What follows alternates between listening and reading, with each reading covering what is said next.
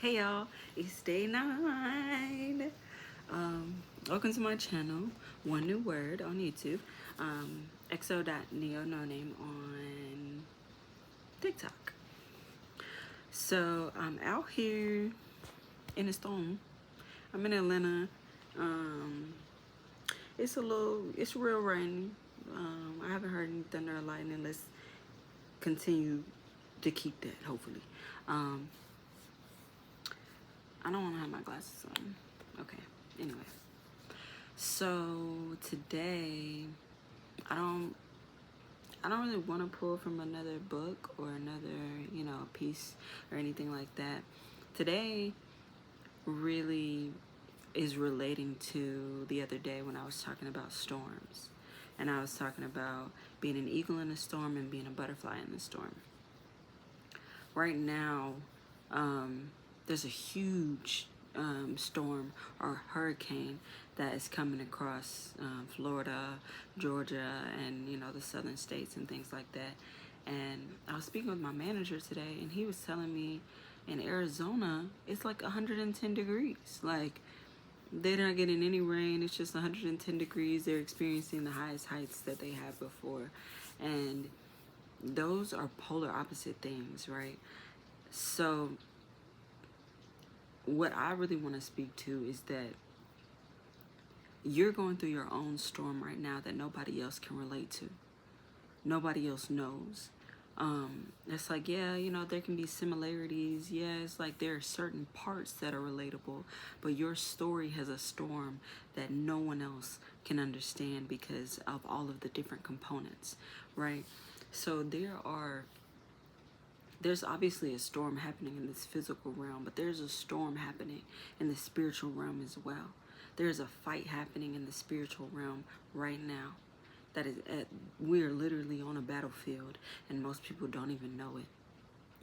So in this time, you need to take this time to really, one, stay prayed up, but two, set your intentions on who it is that you are and fully focus on who it is that you are and who God has you to be. Because through the storm is going to either build you or break you. And if you don't know who you are, then it's going to break you. If you know who you are and you know whose you are, then you're going to be able to continue with fortitude forward, with love, into the next season of your life, into the next chapter of your life. But you have to know what's really going on right now. There is a battlefield that is happening. And most people, if you're spiritually inclined, you can feel that within your soul right now. You can feel that in waking up and you've had crazy dreams, or you just wake up heavy and things like that. It's because we're in warfare. We are in spiritual warfare right now. This physical that we're seeing, the storm that we're seeing, is because there's so many things that are going to be washed and wiped away. But don't be the person that knows that a storm is coming and they're like, oh, well, that basically that God is trying to cleanse and clear something out of your life, and you be like, I'm going to hold on to these super, super tight because I don't want to let it go because, it's for me and da-da-da-da. But it's like, it's not for you. That is not for you if you got to clench on it and hold it super tight like that, right? You have to be able to let go. And when they say, if you love something, let it go. And if it comes back, it means so much more. So allow yourself to let God show you who you are in the midst of this storm. I wrote in my hand, this is for someone today, but right now it's for you. It says, I think you're cool. God got us. Keep breathing. And that's the reality. Focus on your breath. Focus on your breath. It's easy to feel anxiety and overwhelmed and frustration and all these things not being focused on breath. But if you focus on what's coming in, you can focus on what's going out. When you can breathe in with intention, you can say, I am so happy and grateful now that I carry breath within my lungs. I'm so happy and grateful now that I'm able to let go of all the things that are not for me. God is on his way to help you through all trial and tribulation, but you have to recognize when God is trying to help you through a storm. There's this old saying about a pastor that was gone. There was a hurricane coming, and they told him they had a police car, I believe, that came by, and they were like, "Hey, pastor, come on by. Like, we gotta go." Da da da. And he said, "No, God's gonna save me." The police car went by. Then, after the police car came by, and the water started getting up higher, they sent a boat. They said, "All right, pastor, you need to come on." He was at the window at this point, the window of the church, and he said, "No, God's gonna save me."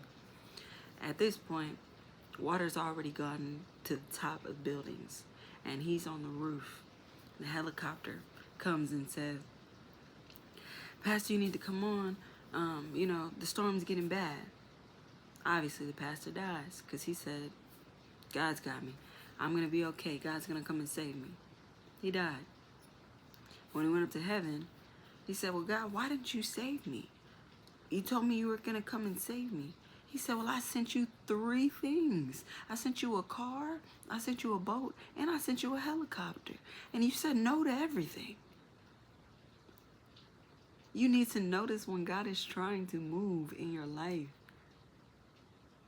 and allow him to move within your life. Stop saying no to everybody that's trying to help you. It's easy to say no because we're fearful. But why don't we do the hard thing and say yes? The worst thing they can do is what? Let us down, right? And we said no because we thought we were going to be let down anyway. But if we say yes and they don't let us down, then what? Then what? Now you're more joyful. Now you're happy, right? Yeah.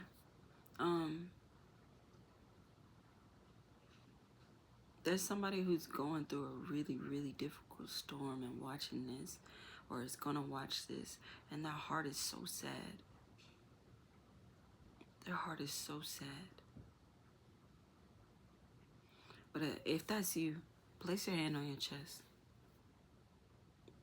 and feel the drum. Feel the drum that God has put inside of you. And know that as it continues to beat, there will be more things that fall in the rhythm and the flow of you. Don't hide or run away from that. God got you. God got you.